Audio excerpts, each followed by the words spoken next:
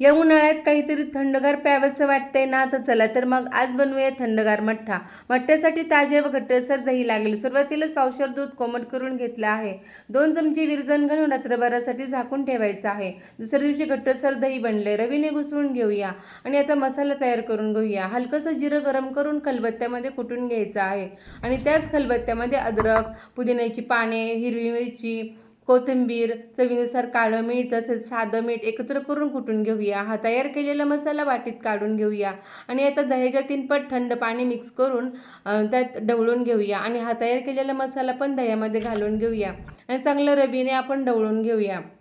त्यातच पुदिन्याची पाने, थोडंसं काळा नमक आणि थोडीशी साखर चवीनुसार घालून परत एकदा आपण मिक्स करून घेऊया आणि फ्रीजमध्ये 10 मिनिटासाठी ठेवून घेऊया. आता हा थंडगार मठ्ठा आपला तयार आहे. हा मठ्ठा उन्हाळ्यात शरीराला थंडावा देतो आणि पचनासाठी फायदेशीर आहे. तुम्ही सुद्धा या उन्हाळ्यात ट्राय करा.